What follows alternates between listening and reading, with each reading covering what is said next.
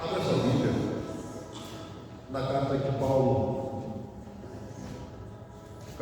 escreveu ao seu filho na fé, Timóteo, 1 Timóteo, capítulo 6. O texto para a nossa meditação será, então, 1 Timóteo 6. Eu farei a leitura, irmãos, do versículo 3 até o final do capítulo.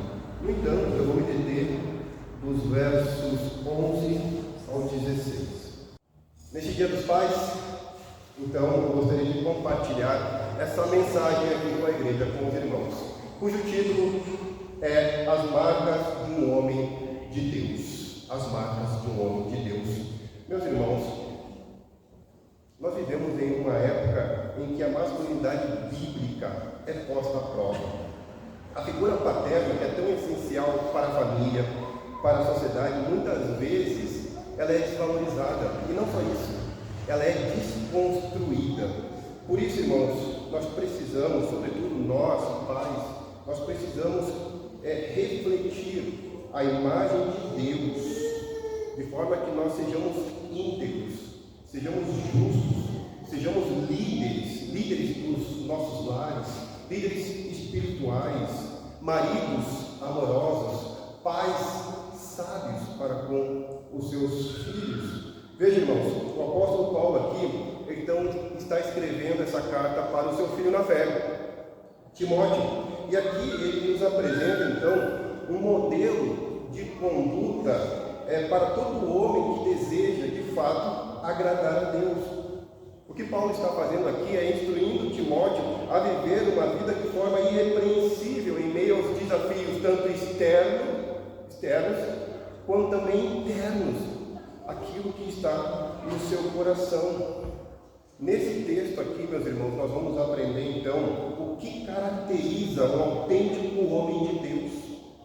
E neste Dia dos Pais, então, eu gostaria de destacar como essas marcas do homem de Deus se aplicam, portanto, especialmente à figura paterna, à figura dos pais.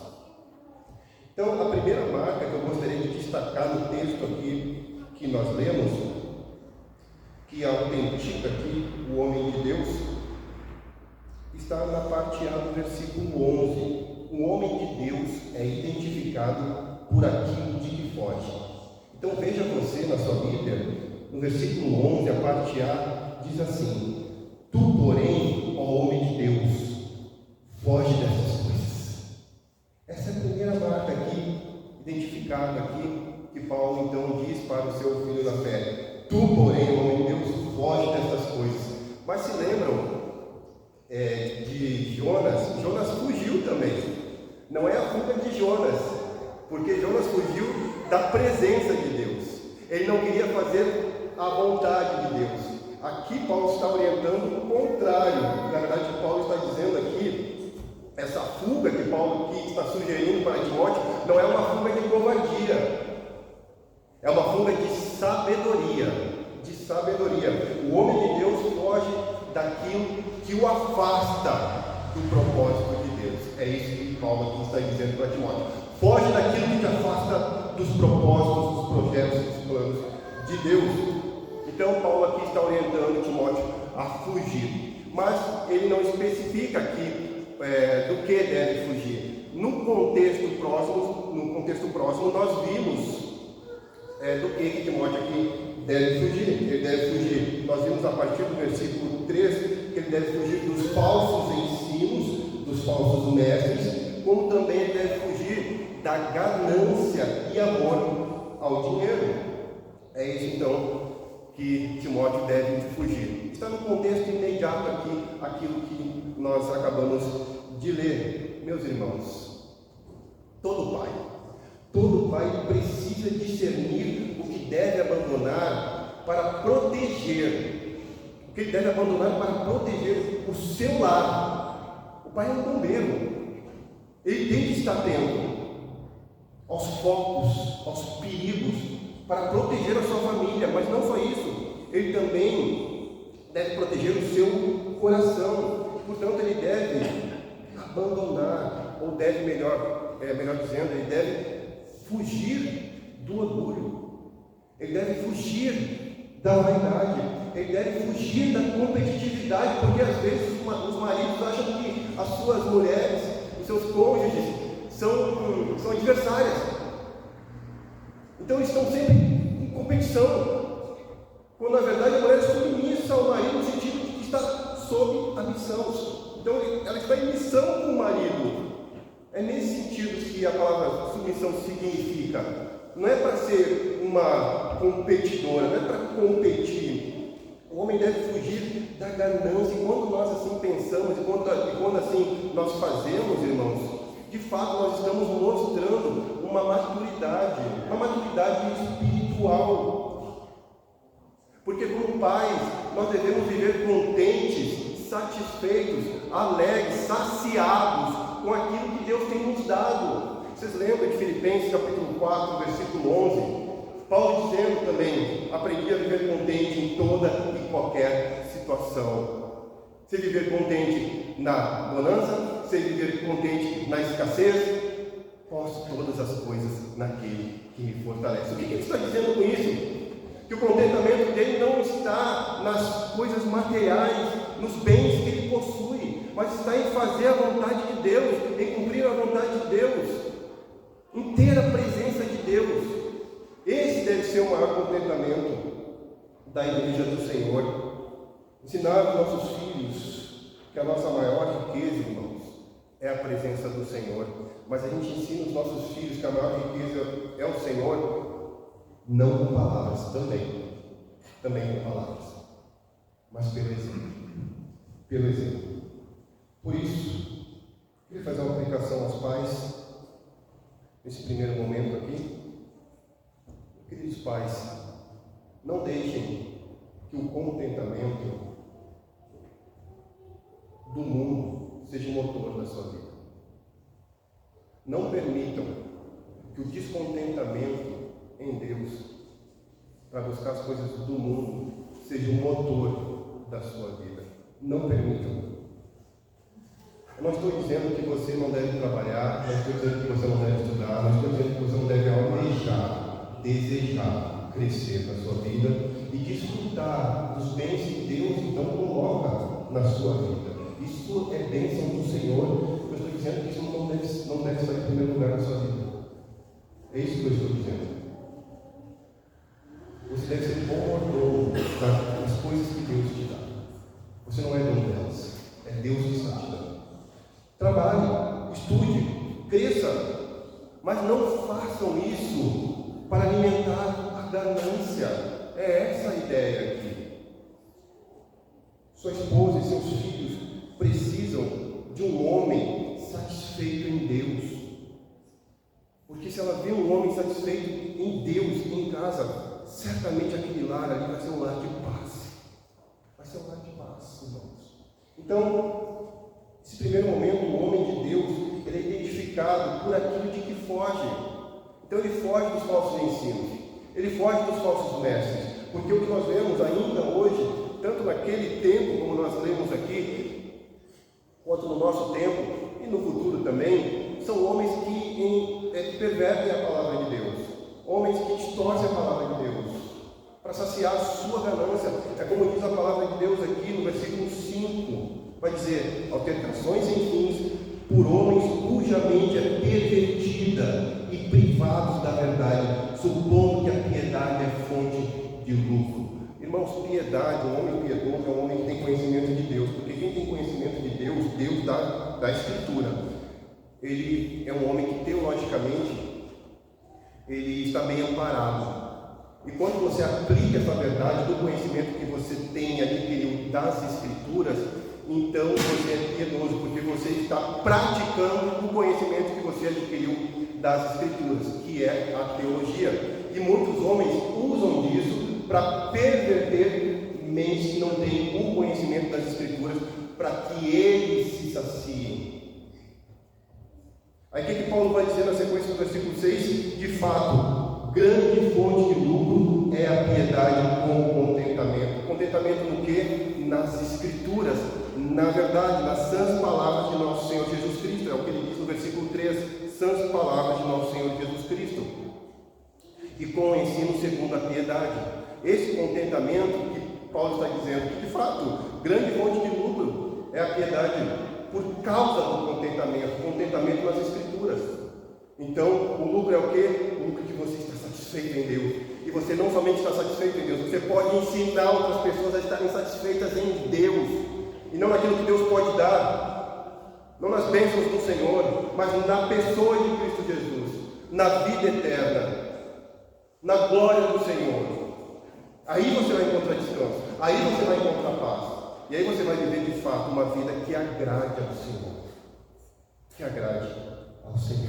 Então, nesse primeiro momento, o homem de Deus é identificado por aquilo de que foge. No segundo momento, irmãos, o homem de Deus, ele não só foge, porque, veja você, as Escrituras nunca dizem assim, ó, pare de pecar, não faça isso, deixe de fazer aquilo.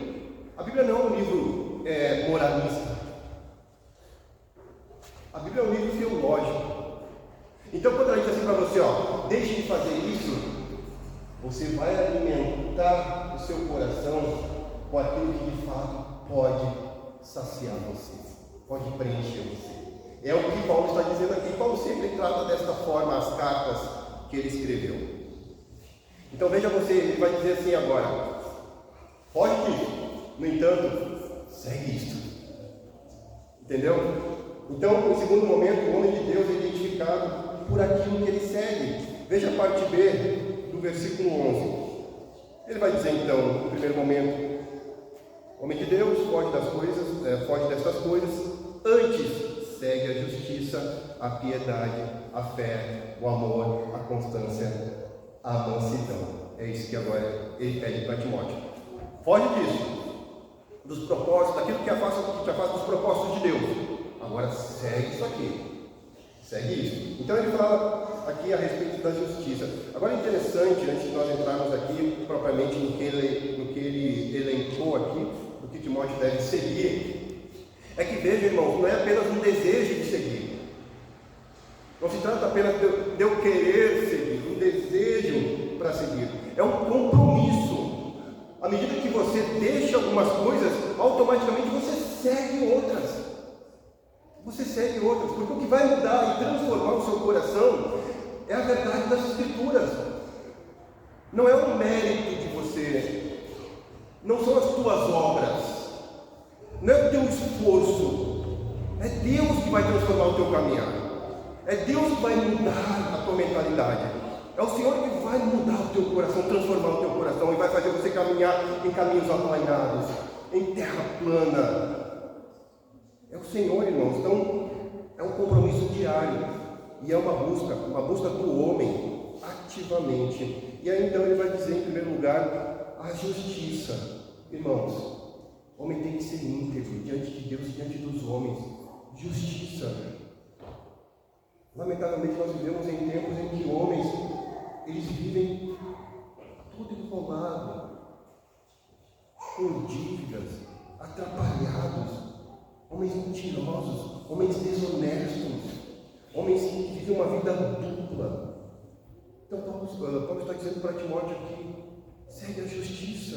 Justiça é o chamado para uma vida limpa e reta diante de Deus e da família. Sejam justos, irmãos. Sejam justos.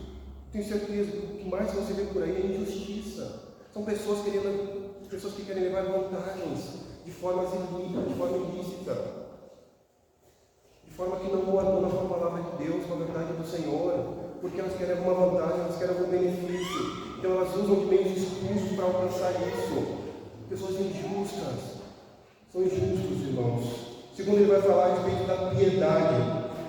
Então, segue a justiça, segue a piedade. Piedade aqui tem a ver com uma vida devota a Deus, com uma vida consagrada a Deus, com uma vida de devoção, de temor ao Senhor. Segue a piedade. O homem piedoso, irmãos, está em falta, lamentavelmente, nos nossos dias, porque o homem piedoso é aquele homem que desde de manhã ele coloca a sua vida diante do Senhor, a vida da sua família diante do Senhor. É um homem que ora a Deus, é um homem que lê as Escrituras, é um homem que medita nas Escrituras, é um homem que pensa nas coisas eternas.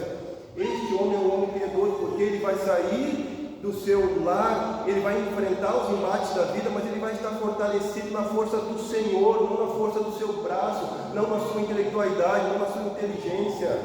É o Senhor que vai fazer com que ele seja um homem justo. É o Senhor que vai fazer com que ele negue o pecado. É o Senhor que vai fazer com que ele diga não a algumas coisas que se apresentam muitas vezes para ele.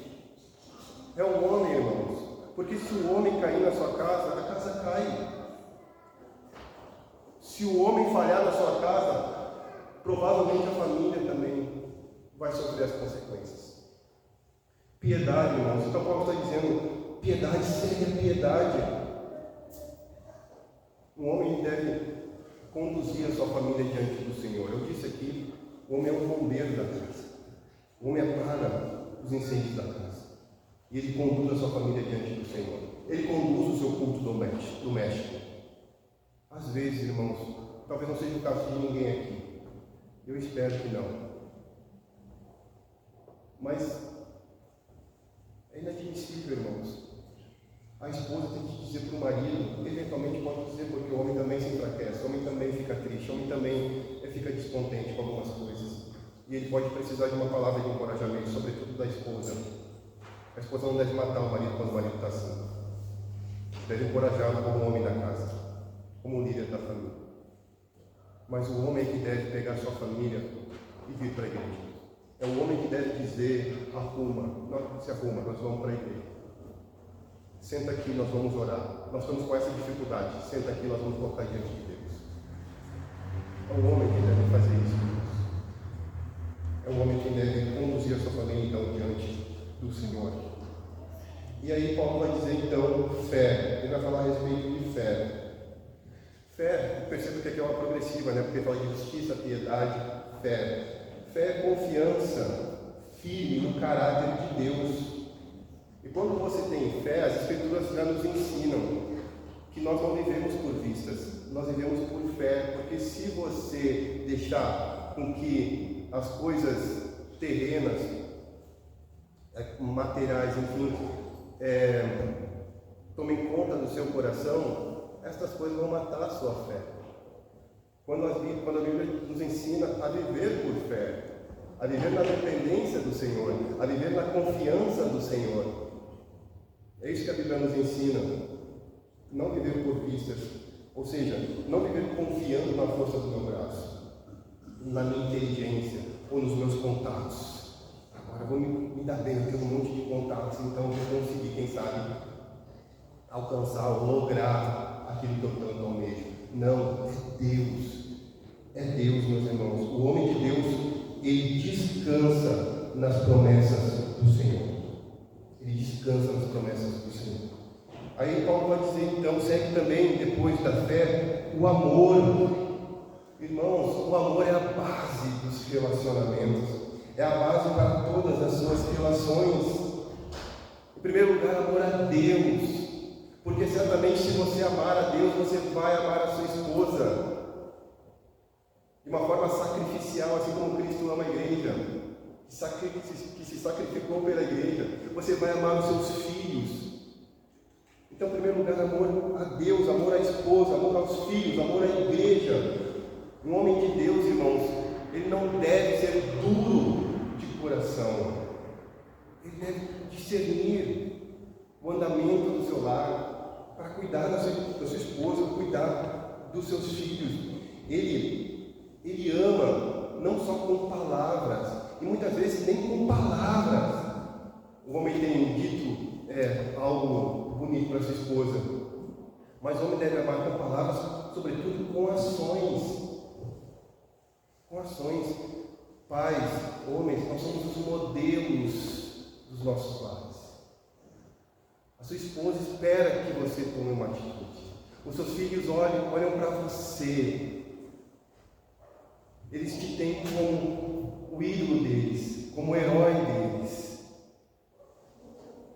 Devolva amor, não só com palavras, mas com ações. E aí Paulo vai dizer então também, segue a constância. E constância aqui é perseverança, irmãos. Mas perseverança no quê? Perseverança sobretudo em meio aqui às provações da vida. Irmãos, nós vemos homens que nunca terminam o que começam. Já se deparou com alguém assim? O camarada está sempre com um projeto, está sempre com ideias, está sempre com, vou fazer isso e aquilo, mas ele nunca termina o que começa. Não persevera, não é constante, porque não está fundamentado, não está estabelecido na verdade do Senhor. Ele procura muitas coisas, medita sobre muitas coisas, mas nunca começa, e quando começa, nunca termina o que começa. Não persevera, irmão. Nós precisamos ser desafiados e seguir firmes, mesmo quando nós não obtemos os resultados imediatos para a nossa vida. Persevere em seguir o Senhor, persevere em conduzir a sua família diante do Senhor, persevere em ensinar os seus filhos os caminhos do Senhor, persevere no Senhor. E Paulo então vai dizer aqui a respeito da mansidão. Então Paulo vai dizer: justiça, piedade, fé, amor, perseverança e mansidão. Mansidão, paz. Eu sei que o peso do dia, as responsabilidades são muitas. Eu sei disso, mas não justifica muitas vezes nós temos algumas atitudes indevidas para com o nosso cônjuge e com os nossos filhos. Mansidão é domínio próprio, é um fruto do Espírito, é domínio próprio, é você ser humilde no trato com a parte mais frágil do casamento, do teu lar, o seu cônjuge e os seus filhos. Mansidão não é fraqueza, é ter poder sob controle. Porque às vezes o homem é assim, né? O homem muitas vezes está com a cabeça cheia de coisa, então ele fica nervoso e ele estoura. Ele perde o seu domínio próprio. E por ele ter uma voz mais grossa, e por ele se impor, ele apoia então a sua esposa, os seus filhos. Meus irmãos, é ter poder sob controle. Saia, vai orar, vai falar com alguém que possa realmente lhe encorajar e lhe dar uma orientação saudável. Não chegue em casa nervoso. Você sabe que qualquer coisa que talvez a sua esposa fale com você, porque ela não está vivendo, quem sabe, o seu dia a dia. Ela não está vendo o estresse que você passa no seu trabalho, com os seus estudos, com os seus colegas. É poder sob controle, mansidão. É saber que você pode, mas você escolhe não fazer por estar satisfeito em Deus. Um homem manso não precisa provar nada a ninguém, muito menos para si mesmo. E às vezes é por isso que muitos homens ficam indignados, ficam irritados. Pais que muitas vezes deveriam dar atenção para os seus filhos, mas dizem que não tem tempo porque eles estão pensando no problema que aconteceu lá no serviço. Pais que deveriam muitas vezes estar dando carinho e amor para sua esposa e cuidando dos seus lares, mas eles estão pensando nos seus projetos que muitas vezes não saem do papel, não saem da cabeça, mas eles estão ali nervosos, irritados, porque eles querem provar algo para alguém, porque eles querem provar alguma coisa para si mesmos. Irmãos, ensine mais com sua vida do que com suas palavras. Queridos irmãos, os nossos filhos, eles aprendem como tratar os outros observando nós. Portanto, seja justo, seja piedoso, seja perseverante. Os olhos da sua casa estão sobre você. Então, irmãos, nesse segundo momento, nós vimos aqui que o homem de Deus ele é identificado por aquilo que ele segue. Nós vemos que ele é identificado por aquilo de que foge, agora por aquilo que ele segue, mas ele também é identificado por aquilo pelo que ele luta. Veja você, o versículo 12 vai dizer assim: combate o bom combate da fé. Combate o bom combate da fé. Queridos irmãos, todo pai está em um campo de batalha. Todo pai, ele está num campo de batalha contra a cultura, contra a própria carne e contra o inimigo da nossa alma. E essa luta, irmãos, esse combate aqui, no hebraico significa agonizomai, que é algo intenso, não é algo leve, é algo intenso, é algo duro, é algo que prolonga, não é uma luta de um round, é uma luta de uma vida. A ideia é essa: combate o bom combate da fé. Isso não combate o bom combate da fé um dia e no outro, ou uma semana. Não, é todos os dias da sua vida. Todos os dias você vai ficar em conflito. Todos os dias você vai se deparar com algo que você vai ter que exercer a sua fé. Você vai ser desafiado todos os dias. E Paulo está dizendo agora, depois que você foge dessas coisas, segue essas, combate o bom combate da fé. Lute com perseverança, que ele está dizendo aqui. A luta da fé é intensa, ela é contínua e muitas vezes, a maioria das vezes, se não todas as vezes, ela é invisível aos olhos. Mas irmãos, persevere, porque o fruto é visível. O combate pode ser invisível, mas o fruto é visível.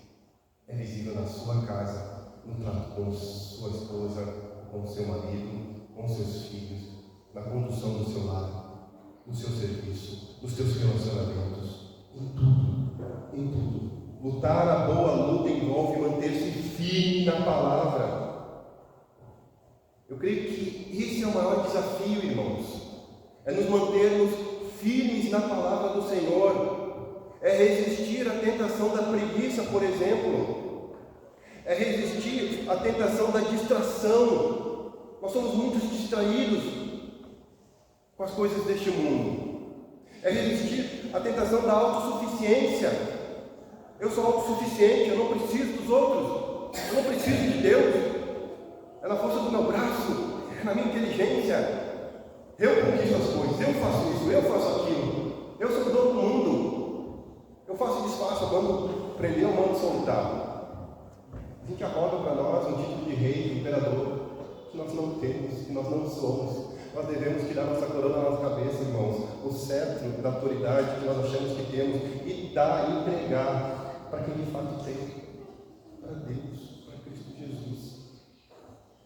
Nós invertemos as prioridades em nossas vidas, e aí nós sofremos, e não somente nós sofremos, a família sofre. A família sofre. Irmãos, combater o bom combate envolve proteger a casa. Envolve proteger a casa, sobretudo, da influência dos pecados. É o pai ser uma referência no seu lar, uma baliza, um marco na sua casa de moralidade, de espiritualidade para a sua família. Sua esposa pode contar com o seu marido. O seu filho pode contar com o seu pai. Seu pai vai estar à disposição dele. Paulo usava essa linguagem aqui porque é uma linguagem, o bom combate. Essa linguagem Paulo já também se utilizou em outras cartas, e é uma linguagem de soldado, de um atleta. Veja, não se trata aqui de brigar, mas de lutar com propósito, lutar com disciplina, lutar aqui com persistência. Combater o bom combate da fé, irmãos, significa aqui que é uma guerra que acontece, sobretudo, no coração. No coração. No desejo de permanecer fiel a Cristo Jesus. Porque eu sei que os pais muitas vezes são fiéis ao seu trabalho. Entregam o seu trabalho perfeitamente. São fiéis nos seus horários. São fiéis em cuidar dos seus carros. São fiéis nas suas agendas. Mas a principal luta que nós devemos combater com perseverança é sermos fiéis a Cristo. Porque parece que você não vê o resultado imediato quando você é fiel a Cristo, não é? Porque você está tão centrado em si mesmo que você não sai do centro do teu coração e deixa Cristo reinar nele. Você tem que se destronar nesse sentido, irmãos. para que de fato você seja um bom testemunho de Cristo e a sua casa vê que você é um homem de Deus. Tu, porém, ó homem de Deus, foge dessas coisas, segue essas, combate o bom combate da fé. Os pais têm que ser isso, irmãos. Isso. Sejamos firmes, irmãos, perseverem em seguir a Cristo Jesus. Mesmo quando tudo nos leva à negligência, combate o bom combate da fé. Muitos pais têm trocado a boa luta da fé pelas facilidades modernas. Substituem o discipulado diário por presentes ou por desculpas, como falta de tempo. Porém, a maior herança que um pai pode deixar aos seus filhos é a fé. É a fé. Pais, lutem pela vida espiritual da sua casa. Orem por seus filhos e com eles. Ensinem-lhes a fé com palavras e com ações. Protejam o ambiente espiritual do lar de vocês. Vocês são chamados por Deus para serem os guardiões espirituais da sua família. Eu sei, irmãos, eu sei que a vida exige muito de nós. A batalha, ela é real e muitas vezes cansativa. Nós cansamos, eu sei disso. Eu me lembro, abrindo um parênteses aqui, quando eu era vendedor, eu ia muito nessas reuniões de autoajuda, né? Para que você possa aprender técnicas de vendas, então você se aperfeiçoe e você consiga trazer mais resultados para a empresa, não é? E eu me lembro de uma frase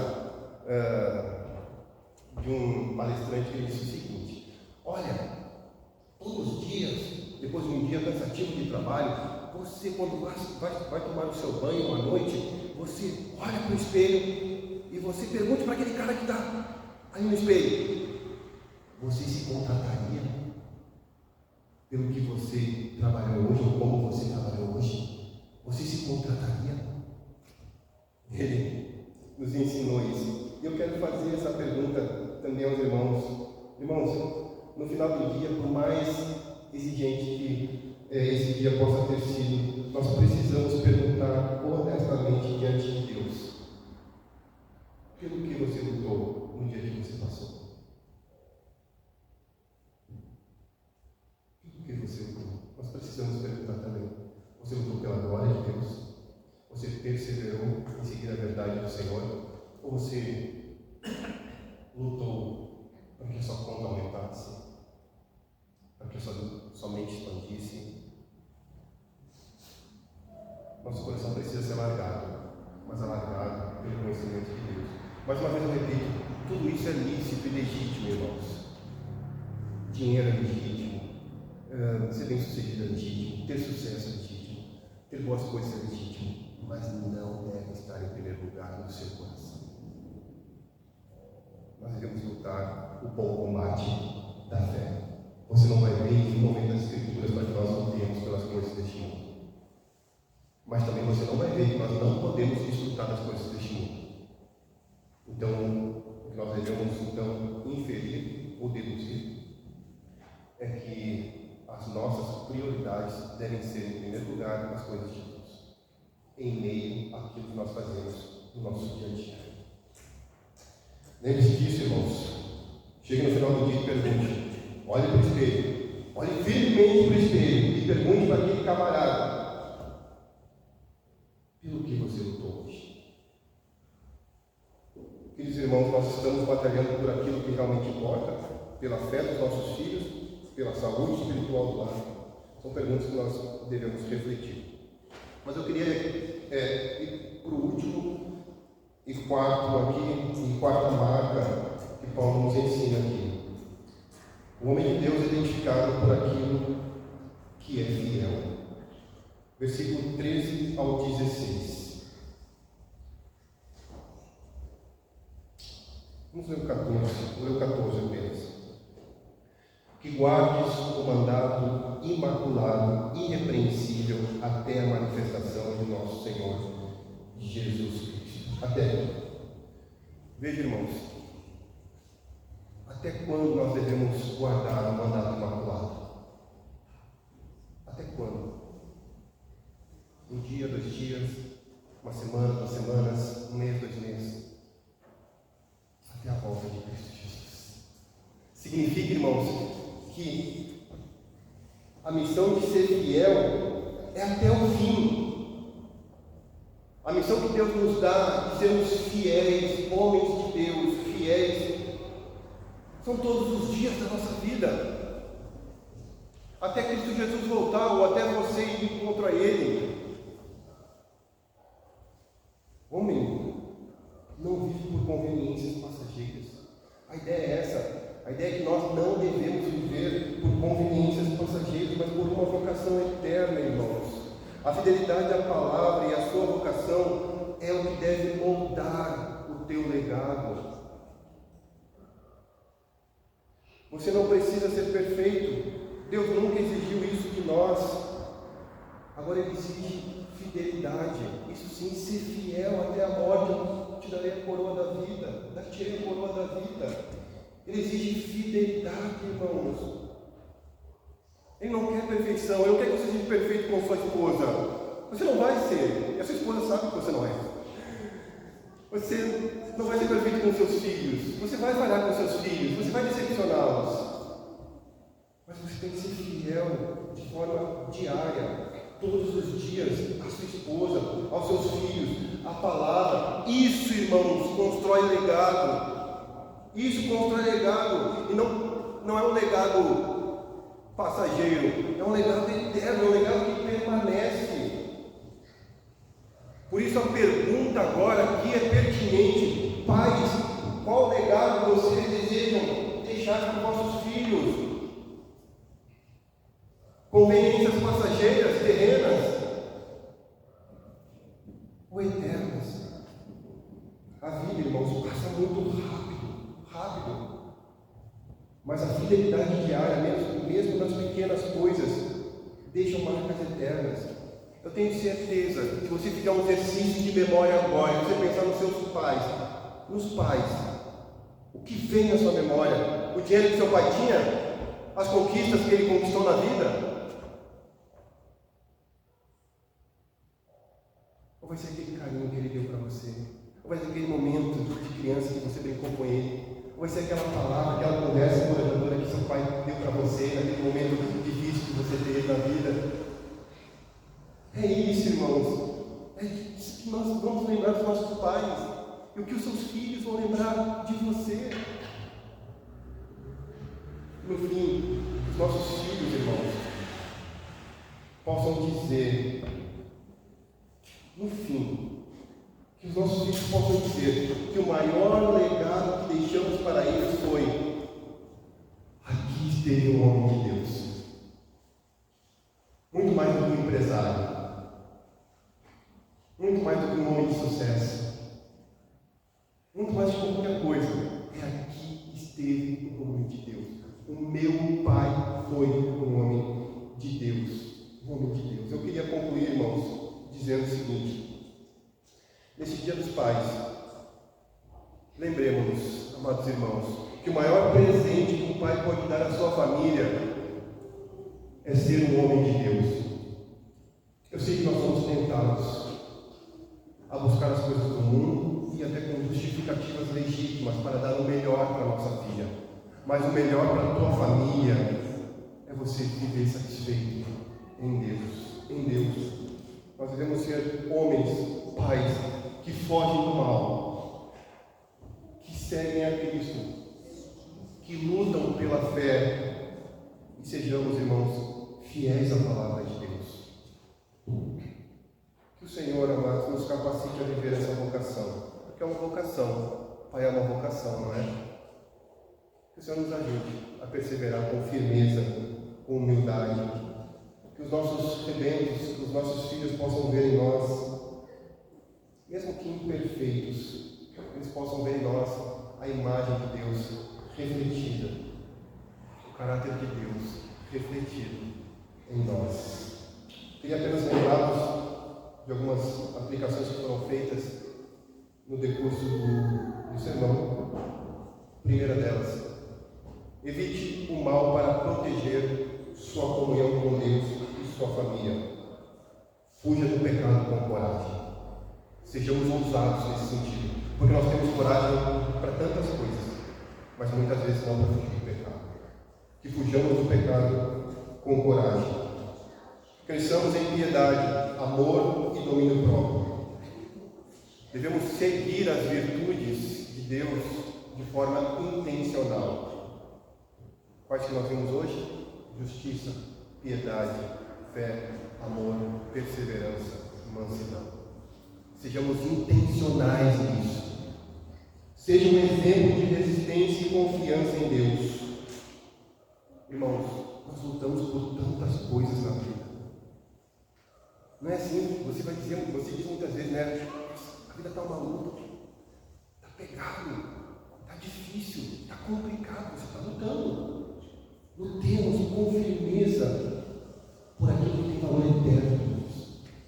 Essa é o bom combate da fé. E sejamos constantes. Constantes. Porque a constância é o que vai formar o caráter do teu filho. Sejamos fiéis até o fim.